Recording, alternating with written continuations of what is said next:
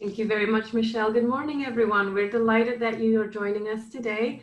I hope everybody, of course, is safe and well, as Michelle was saying.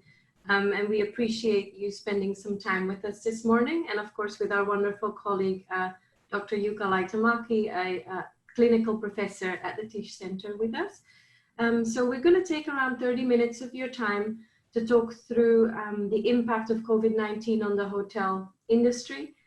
I don't have to tell you that the COVID-19 crisis has rocked our industry and significantly affected it. So we'll be reviewing what that impact has been like and what strategies could be for the future. So Dr. Laitamaki, if I can jump right in, could you give us an overview of what the impact of COVID-19 has been on the hotel industry so far? Sure, I mean, huge. You know, if you compare to other industries, airlines, cruise lines, restaurants, hotels are suffering a lot. So my presentation will detail the impact on supply and demand, as well as some responses that the hotel companies have done, and then looks into the future also. But it's huge. Yes, it certainly is. And many of our alums will have felt the direct brunt of that.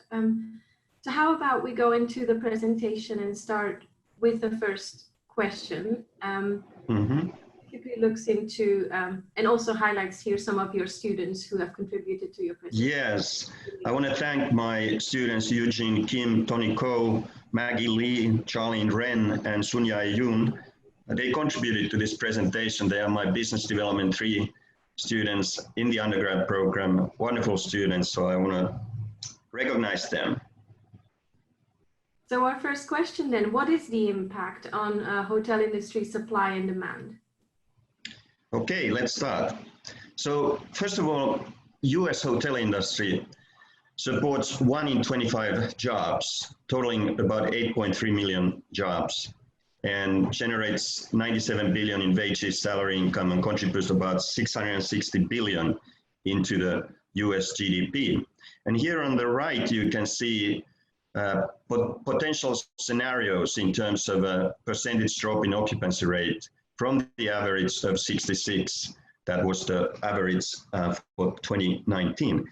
And if we take that minus 30% drop, that translates into losing 4 million jobs, 180 billion in wages, and 300 billion in GDP. So here you can see that even drop like 30% will have a major impact, because it's not only the direct employment, but there is the indirect employment that is part of the hotel industry in the United States. So the challenge is the economic growth, job opportunities, community development, and of course the guest satisfaction. I look at that consumer behavior change towards the end of this.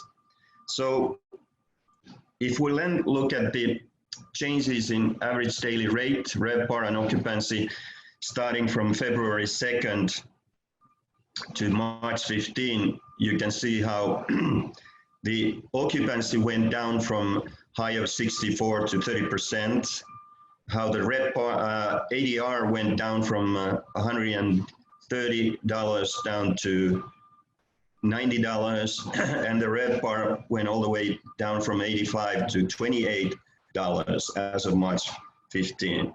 So it's a drastic change.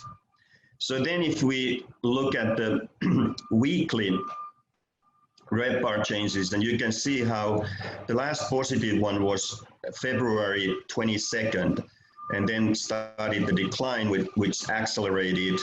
And the latest data I had was April 11 with minus 80% drop in ADR. So it's drastic. But it's also interesting to see the differences, you know, based on the class of hotels. And luxury and upper upscale are suffering the most. As you can see, their absolute occupancy is around 10%, and the RevPAR decline is minus 90. And then if you look at the economy, that is not suffering so much. Their absolute occupancy 36.9 and RevPAR decline minus 54. And part of the reason why economy is not suffering this much is that they don't have group business, which is typical for upper upscale hotels, luxury hotels. the bigger luxury hotels. Also, the fact that still transportation industry is working, people are, the trucks are delivering and people are staying in these hotels. And also employees, for healthcare employees and first responders.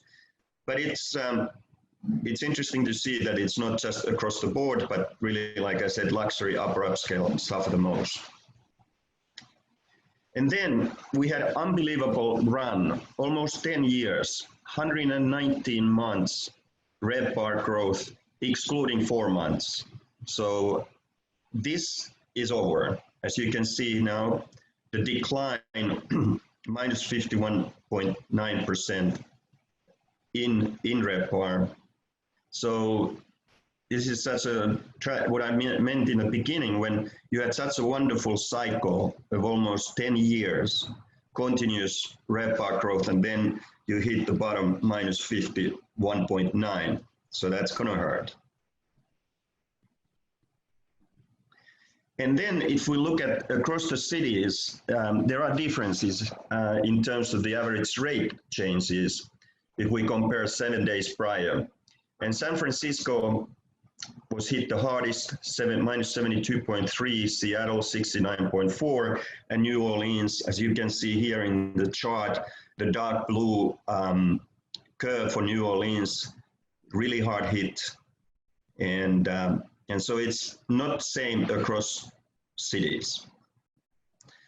So then finally looking at the 2020, it was supposed to be a no growth year based on the predictions done 2019. But of course, due to the COVID-19, the demand forecast had to be drastically reduced. And here's the STR revised forecast for 2020, predicting that the supply will decline almost 15%, demand over 50%, occupancy will decline 42.6% to the level of 37.9%, ADR will decline close to 14%, resulting in average daily rate of 112.91, and the RevPAR will decline 50.6%, resulting in a RevPAR of 42.84. So what is this based on? So there will be decrease in demand because, of course, we have had lockdowns, travel restrictions, consumers are concerned about the safety, and then the lower income because many people are unemployed and discretionary income is decreasing. Of course, there has been supply changes. If you have low occupancies, properties close. There's been a lot of layoffs and furloughs, as we saw, 4 million, and new regulations have been put in place. So there's been definitely decrease in demand, decrease in supply. So as of April 15, nearly 80% of US hotel rooms were empty, and the industry had lost more than 13 billion and was on a pace to lose more than 500 million in room revenue per day. And I mentioned earlier, as of 4/15, over 4 million jobs were lost, and 70% of hotel employees were laid off or furloughed. And here on the left, you can see the first sort of indication what the American Hotel Lodging Association is predicting in terms of the recovery. So occupancy levels at 25%. So starting July, August of this year, there is a prediction that the occupancies start coming back. And of course, following that, there will be recovery in terms of jobs, but starting probably sometime August, September. So that's the sort of summary of supply and demand implications. Thank you, Dr. Jukka. It's a grim picture, of course, there's no denying that. However, we do see that hotel companies are responding in a variety of ways. Would you tell us a bit more about that, please? Yes, that's a very interesting point, that there seems to be differences in how hotel companies are responding. And actually, the Hospitality Business Society Executive Board started yesterday a research to look at the strategies that Best Western, Accor, Hilton, Marriott, and Intercontinental have applied in terms of responses. I have just a little little bit of information here to share with you, some of the responses. So most of these companies are struggling to maintain liquidity. They have to lay off employees. They have to close hotels. Some hotels have been converted into homeless shelters, quarantine centers, and of course, hotel companies have donated rooms for the healthcare workers and first responders. Just to give you a picture from Hilton, the first quarter RevPAR declined 58%, and about 1,000 hotels were closed as of April 14, which was about 16% of total Hilton hotel room capacity. In terms of Marriott, Chairman Bill Marriott Jr., President CEO Arne Sorenson will not receive salary until the end of the year, and other executives took 50% pay cuts. You remember I showed you that the luxury is suffering a lot, and for Seasons Hotel, here are some of the numbers for them. Their global occupancy as of April 8 was 3.5%, booking pace was minus 70%, and direct website RSVPs were minus 90%. Then I have, we don't have time to look at this, but I highly recommend if you want to Google Arne Sorenson's message for the Marriott Associates. It's a very, very factual, to the point, but also emotional message that he delivers. Also, his interview at CNBC is a good one, and you can see the other ones here. Keith Barr from Intercontinental Hotels, David Cohn from Best Western, Sebastian Bazin from Accor, and then if you want to, you can actually view the President Trump's when he meets with the hotel industry leaders in the White House, and how these industry leaders are explaining what they are doing and how the industry is suffering. So the impact of this COVID-19 has hit hard the share prices, and here you can see Marriott, Wyndham, Hilton, Hyatt, Intercontinental, and Accor. So the real hit started around February 20, and within a month, the decline in share prices was hovering between 50 to 65%. It looks like the share prices are coming back a bit, and but here you can see losing 50 to 65% of the value of the company. So that's huge. Yes, it is. And it's no doubt that this is one of the most substantial tests the industry has gone through. And if you're listening to this, if you're watching this and you have been furloughed or even worse, made redundant, we can only imagine what you're going through. So we're sorry that this is a tough time, but looking to the future, there will be recovery. This will come to an end. But the million-dollar question, of course, is when and how fast will this recovery come about? So what are your thoughts on that? Yeah, it's there are some examples of similar crises like SARS, Zika, influenza, and but it's difficult because this one is different. I mean, let's say SARS, there was countries like China were able to contain that, and it didn't become totally global pandemic, but this one is totally global.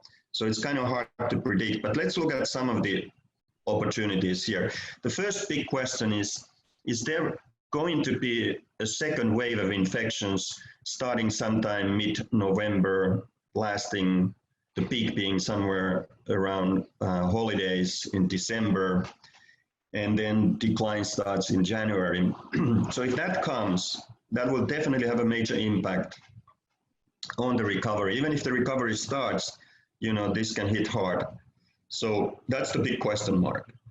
But as I mentioned, looking back, let's say SARS, and looking at the Chinese cities, Beijing, Shanghai, Guangdong, Chengdu, and Chongqing, as well as Hong Kong, you could see here that when WHO issued a global alert on SARS on March 12, the hotel occupancies in China started to decline from 80 to 60 across these cities. And in 3 months period, till June 13, there started to be travel restrictions.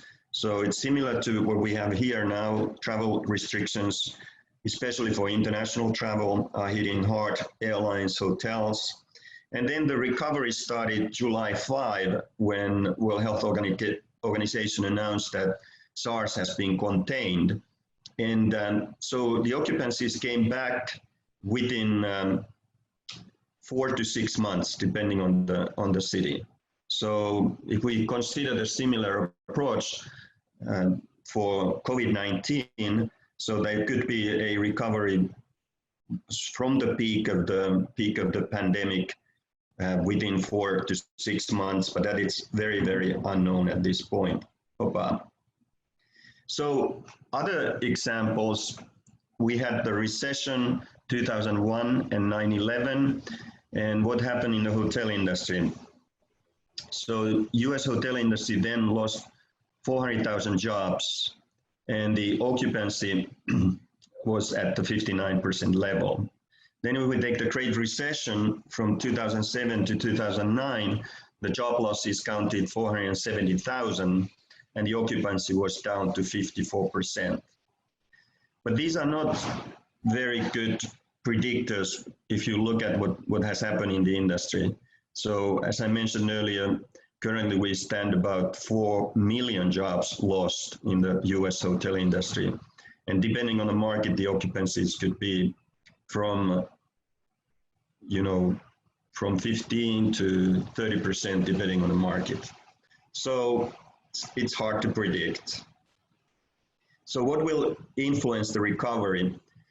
The most important thing is that if we get the vaccine, and there are now about 70 projects or development processes in the works around the globe. And then if that vaccine comes, then the key thing is testing and isolating and then tracking the source of the where did this start, and then of course start the vaccine, giving vaccine to people. Then the key thing is also how to encourage domestic leisure travel, because it's predicted that the domestic travel will come first, because as we know, there are restrictions for non-Europeans to enter EU, the same for non-Americans to enter United States. So it's predicted that the leisure travel will be the first one to kick in. But then there needs to be demand generation, and this is the question mark. Many countries have strict limitations in terms of events, sporting events, concerts. Those are canceled for the summer for many of the countries around the world. And so it's hard to see if major group travel will come back. But then the low average daily rates can also generate demand, and the value pricing, offering value, that could help. So what are the positives here? The Chinese hotel industry has had a quick recovery. So during January, 40% of the hotels in China were closed, but by the end of March, almost 90% were open again. And according to SDR survey, 50% of the Chinese surveyed Chinese said that they plan to travel more in 2020 than 2019, which is interesting. So there is that basic need for people to explore places and travel, and so it's positive. Also, Conference Board did measure travel intentions in January 2020, and they were higher than in December 2019. But of course, in the US, the COVID-19 had not really started to have a major impact yet in January. But again, there is the intention to travel. But there are some negatives.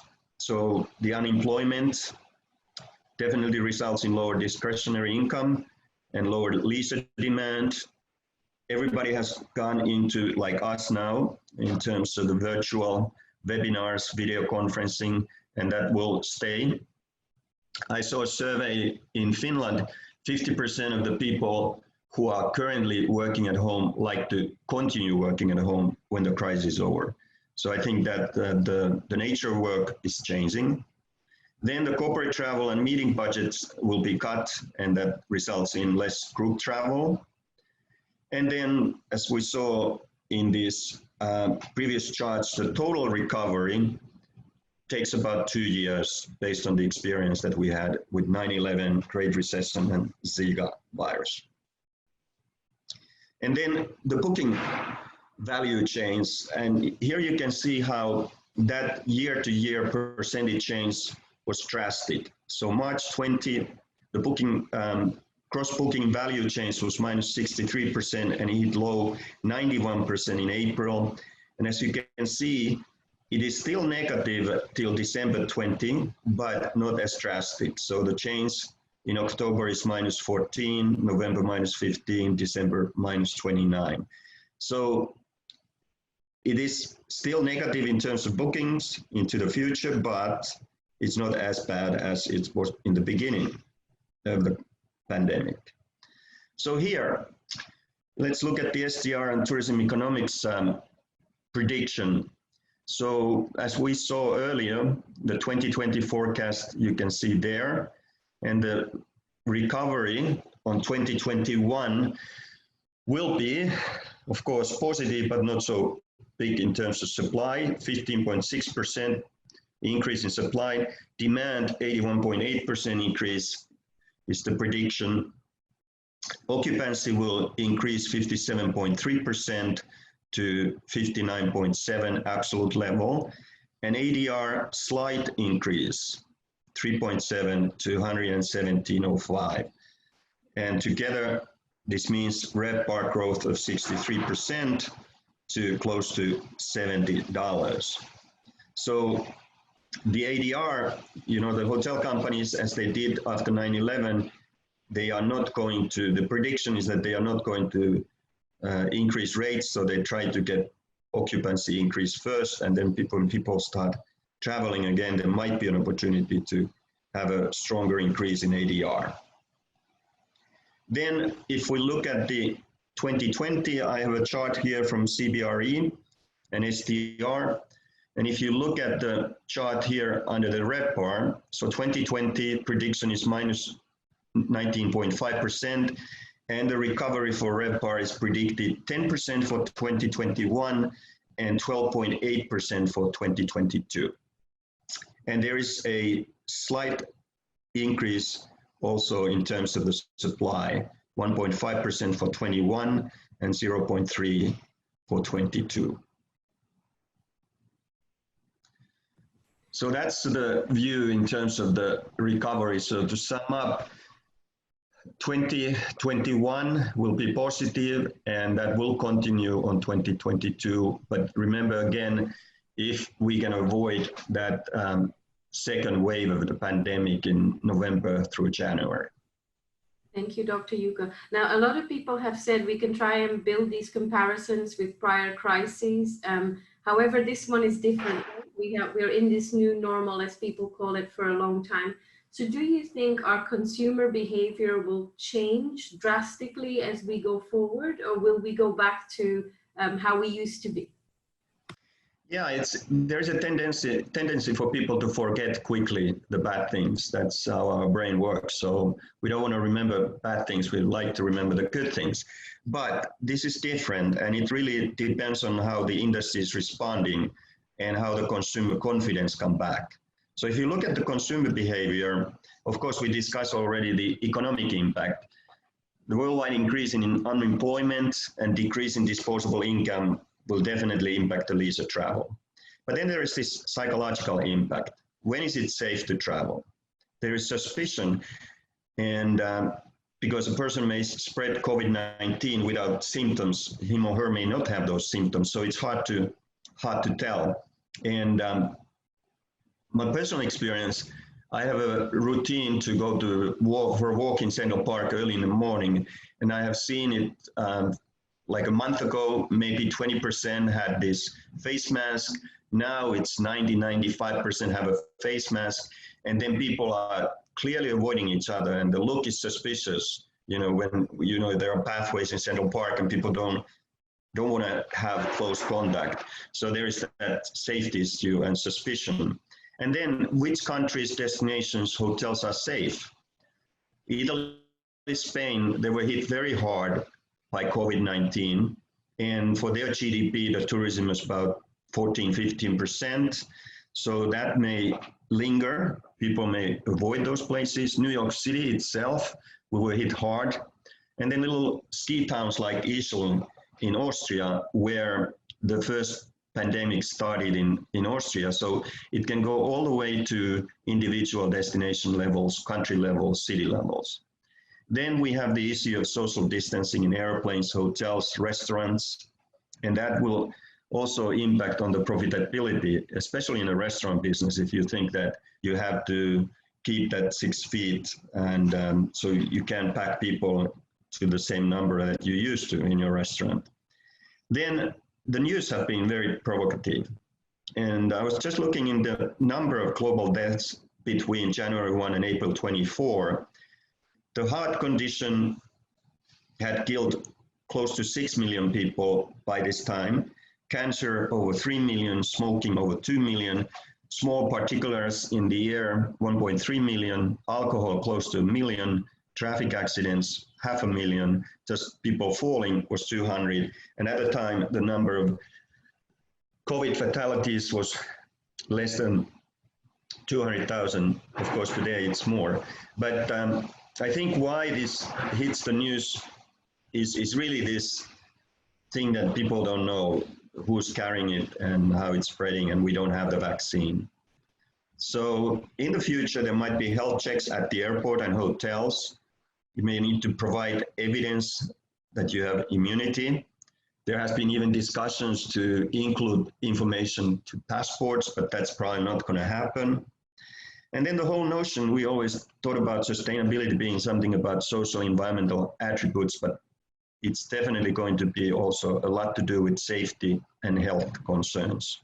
So hotels have to make sure that they can convince the consumers, if you stay at our place, our hotel, that it's not any danger for your safety and health. Finally, there are these regulations. The borderless travel is probably not going to be the same as it used to be, especially in areas like Schengen, where you enter one of the 27 countries and you can travel free without no check on borders. And especially in Europe, where some countries were hit harder, depending on the government policies and lockdowns. As I mentioned, Spain and Italy were hit very hard. So regulations are also changing rapidly at the country level. And then these travel restrictions, there are increases and decreases depending on if the country is opening up. So these are the things that I consider could be the changes for consumer behavior. And to sum up, it's pretty much the idea that can we contain, do we have the vaccine? But the good thing is that consumers, when they gain the trust that the hotels are safe to visit, they forget, the bad things and start traveling again. Thank you very much, Dr. Jukka. I'm just letting everyone know I'm asking my final question now. If you have any questions of your own, please type them in the Q&A box and we'll be happy to read them out for Dr. Jukka to respond to. So final question, how do you think this crisis will impact the US hotel industry's long-term trends? Yes, it's, like you saw there, this almost 1 month short of the 10-year growth in RevPAR is over. So there are some really drastic changes. But one of them is, of course, you saw that the supply is actually declining. So the first impact is for the hotel project currently at construction. They will be finished, but then if they are at the planning stages, here you see the peak for March 2020 was 214,700 rooms under construction, and that's higher number than the previous peak, which was December 2007. So if we look at the pipeline, so there will be more projects which will be deferred or abandoned. And if you look at here to the left, comparing February and March, the number of projects that were deferred, 9 projects were deferred, which were in the final planning stages. And then, of course, if you were at the planning stage, the number was bigger, 21 projects. So total of 30 was deferred. And then how many were abandoned? Final planning, only 1 project, and at the planning stage is totally abandoned were 8. So that is going to hit the pipeline, but then there are other industry trends. This 119-month US cycle positive RevPAR growth is over.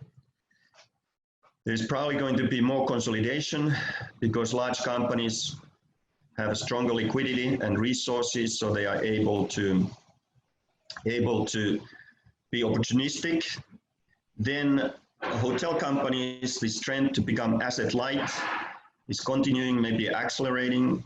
This way the hotels can limit their real estate risks. And especially if you take mid-scale hotels, take something like membership of AHOA, Asian American Hotel Owners Association. Many of these members have 1 to 10 hotels and they own them. So as owners, they are small, medium-sized companies, and they are hit very hard with the ownership of the hotels. Then hotels have to develop contingency plans for future. There might be similar COVID-19 type pandemics, so you need contingency plans. Then as you have seen probably, you have received emails from hotels, airlines, how they're relaxing their loyalty program and booking rules.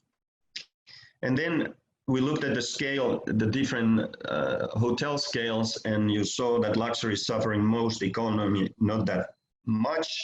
But the prediction is that the mid-scale hotels without F&B will recover faster because their cost structure is very competitive, it's a good price value, and they have very limited group business. So the prediction is that the group business takes a long time to come back, but the individual business travel could start and will benefit those hotels in the mid-scale without F&B.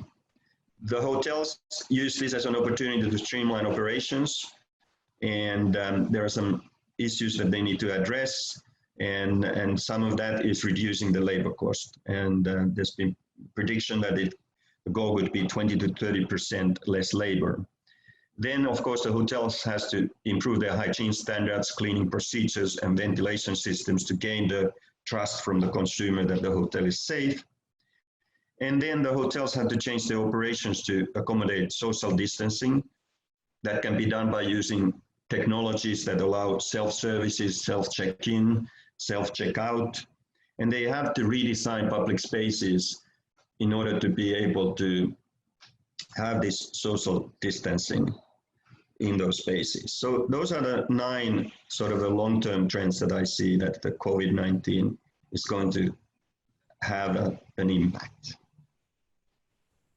Thank you. We see that there's quite a few questions coming in, Dr. Jukka. So I'm just going to read out a few if you want to have a look too, and if there's certain ones that you really want to answer, let me know.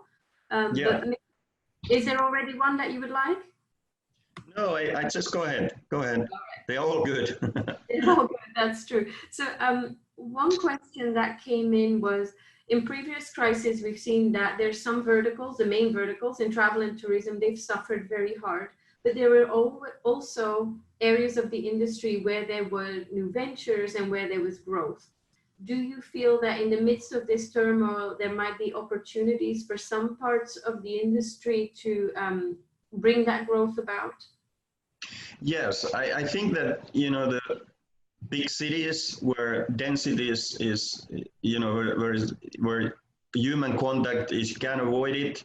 I mean, if you want to use public transportation, you take something like New York City, people will reconsider visiting those places. There is prediction, as I mentioned, that domestic travel will start, and if the destination is a driving destination, those will recover faster. Also destinations, resorts where, you know, you have more space, maybe areas where people can go to the nature, national parks, I've been looking at the situation in Europe, and in Europe, destinations like Lapland is top on the list because people also consider that because of the fresh air and nature, that's a safer place. But the risk, though, is that they don't have the medical capacity. And I was watching very closely when the COVID-19 was spreading in Finland. They closed all the ski resorts in Lapland because they didn't want to expose people, you know, who were working there. And they actually, one province was totally locked down, the southernmost province, so they were trying to avoid. So I think that you know, the areas where you have an opportunity to be in the nature, we'll see increase. There's a few questions as well around employment. So clearly right now, the number of openings in hotels are at a bare minimum, but do you think after this pandemic is over that there will be new employment opportunities? Yes, I mean, it's an interesting question. I mean, when the hotels come back, as I mentioned, there could be reduction 20 to 30% in terms of employment, but employees are still needed. But if you look at the strategies that the hotel companies are doing, some of them you have to reapply. So they are not automatically taking you back. But some hotels don't come back at all. They won't, you know, they won't reopen. So it's as you saw there, maybe the employment, if the recovery starts here in June or July, August, the employment then kicks in August, September. But yes, I mean, that's also an opportunity to consider what type of jobs are there which can be done remotely. Because if this repeats, then those jobs are not in such a danger. There's also a question around alternative lodging. So for example, Airbnb, do you feel that they have a chance of survival, seeing that their sanitation standards are very different? So there's now a new cleaning protocol. Do you think that will be enough for the customer's peace of mind? Yeah, it's like Airbnb has the rule that between guests, there has to be 72 hours or 3 days. Yes, it's. I think the consumer will be more suspicious about those because they don't, at this point, they don't have the same regulations as the hotels do. So they are almost like self-regulated. So I think gaining the trust will take longer with those. And of course, also the supply, you know, the people who operate this, for many of them, the family is important. I personally had experience, I was in Cuba, stayed in bed and breakfast places, and when things started to spread in Cuba through an Italian tourist, the first thing they did, they closed the bed and breakfast places because they didn't want to expose the families. So the government required that every tourist had to go to a hotel. Yes, absolutely. I see one more question here that's just come in that I thought would be a good one. So luxury hotels, as you said, have taken the biggest hit, the total opposite maybe of what we were just discussing. And when do you think that group travel or incentive travel to these 5-star hotels and resorts might resume? Yeah, as I mentioned, you know, companies have got their travel budgets and incentive budgets.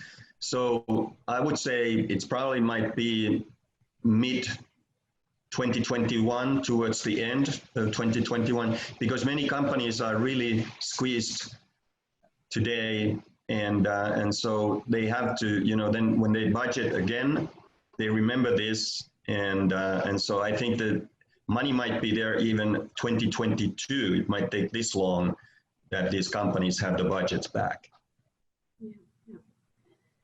I'm aware that we are running out of time because I think we were scheduled to go till 9:45 and it's now 9:43. Dr. Jukka, would you be willing, if there's any follow-up questions, to take those personally? So maybe the alumni team can forward them to you? Sure, no problem. I'll be happy to do that.